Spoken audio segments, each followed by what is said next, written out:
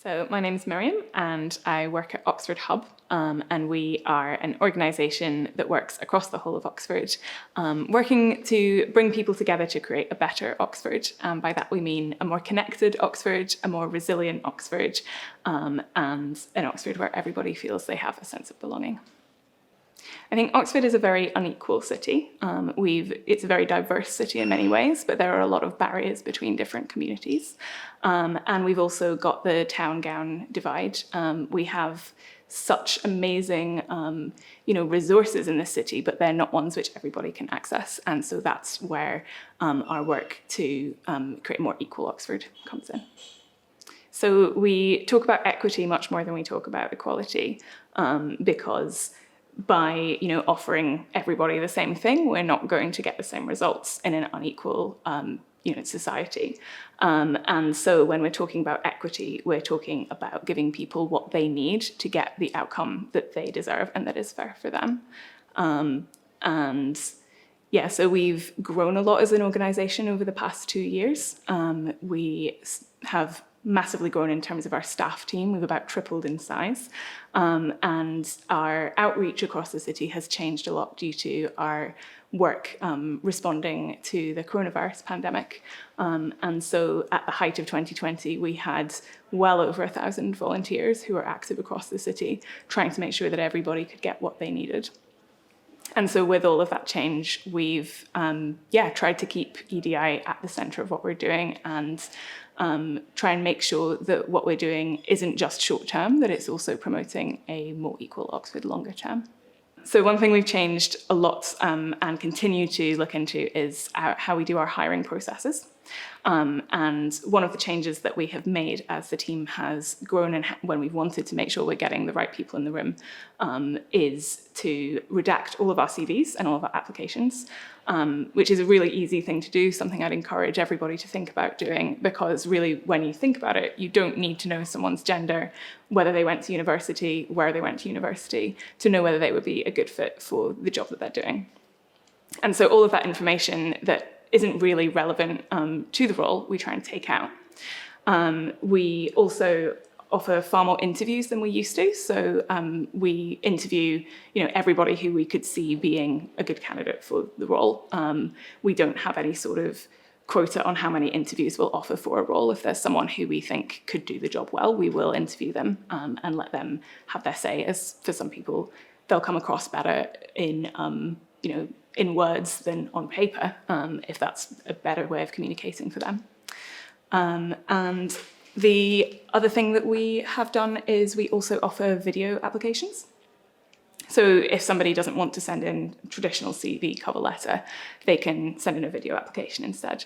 There's still lots of work that we need to do there. So for example, obviously video applications can't be redacted. And so there are challenges there which we're still working through and learning as we go. But I think we've seen really good results and we've got a really strong team out of putting in that work around recruitment. And they're really quite simple changes that we've made that have led to really good results. So I'd encourage everybody to think about how they recruit. We are doing a lot more in-depth community work these days. A few years ago, Oxford Hub was started as a organisation that primarily focused around student volunteers. And over the past few years, that hasn't been the case at all. And so I think changing our hiring practices to be less geared around someone who's kind of gone through that experience of being a student and is looking for a grad job is really important, because that's not necessarily the audience who we always need to reach in every role now.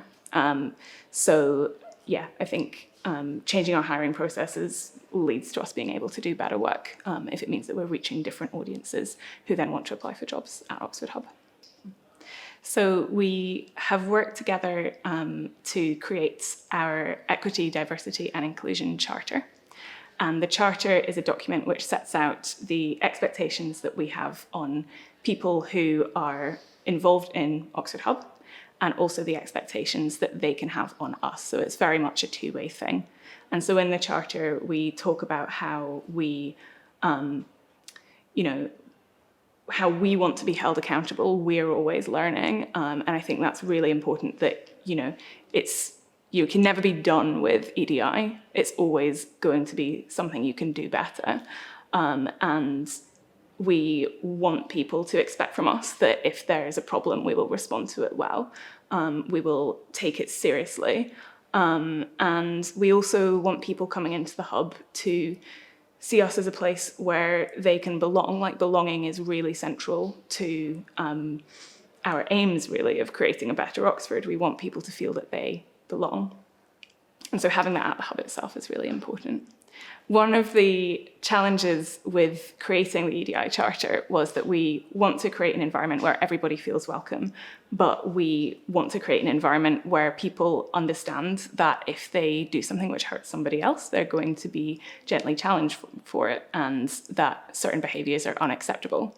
And so when we were writing it, we kind of found that saying everybody is welcome at Oxford Hub didn't really cut it. We also needed to say, and we expect this particular behaviour. We expect you to treat everybody with respect. And we expect you to,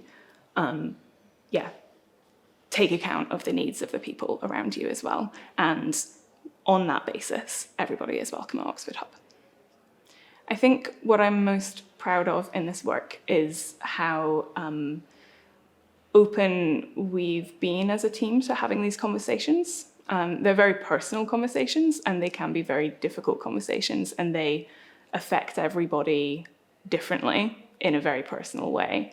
And we are all learning, and we all, nobody knows everything, and we can all accidentally offend.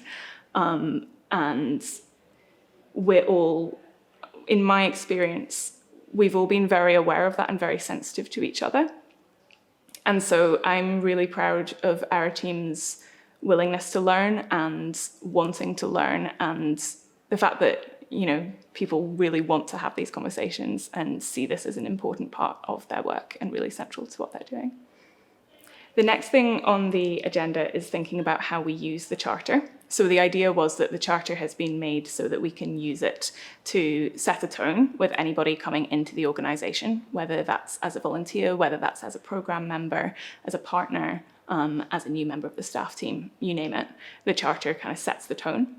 But it's also a document that can be used kind of reactively. So we have it on the wall, and the idea is that if, we're running an event and somebody, there are any difficulties there around kind of keeping to that behaviour of respect that we really want to encourage, that tone is already set there on the wall, and staff can refer to it to help them. And so there's this idea of sort of giving ourselves the words to address difficult situations when we need to, and also giving ourselves the words to set the tone with anybody we come across.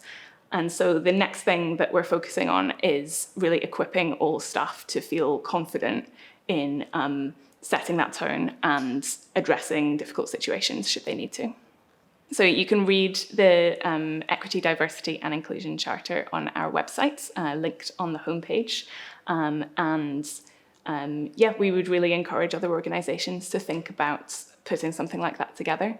The feedback we've had from staff is that it has been really helpful for them when they're involving new people in the organisation, as we do constantly as an organisation which works with volunteers. And we've had really positive feedback from volunteers as well, that it's been really clear and it's helped them feel like they know what their expectations are of us and vice versa. I would really encourage people to use it and think about creating their own.